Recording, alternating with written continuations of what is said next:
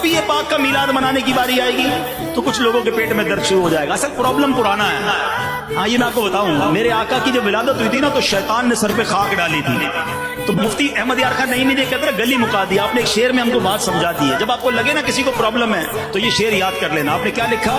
نثار تیری چہل پہل پر ہزار عید ربیع الاول سوائے ابلیس کے جہاں میں سبھی کو خوشیاں منانا.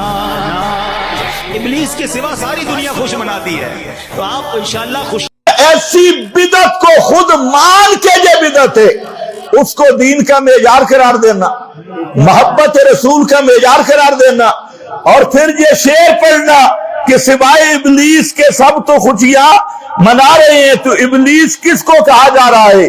604 ہجری سے پہلے جتنے امام گزرے, جتنے صالحین گزرے, جن میں بڑے بڑے ائمہ بھی ہیں, جن میں امام ابو حنیفہ, امام شافعی, امام مالک, امام احمد بن حنبل, امام بخاری, امام مسلم, امام ترمذی, امام ابن ماجہ, امام نسائی, اور اسی طرح پیچھے شیخ عبد القادر جیلانی, جنید بغدادی, اس سے اوپر چلے جاؤ حسن بصری, اوپر چلے جاؤ نبی کے صحابہ, اور خود نبی کریم علیہ السلام, کہیں بھی اس کا نام و نشان نہیں.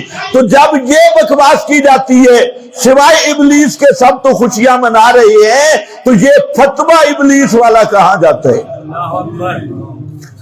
کہ جنہوں نے عید میلاد النبی نہیں منائی وہ سارے ابلیس ہیں, وہ سارے گستاخ رسول ہیں.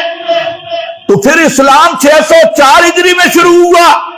یہ 604 ہجری سے پہلے والے جتنے طبقات امت ہے, جس پر امت کی بنیاد ہے, ان کو ابلیس کہنا, انہیں شیطان کہنا, انہیں گستاخ رسول کہنا, یہ وہ کفر ہے جو خمینی سے بھی 1000 درجے بڑا کفر ہے.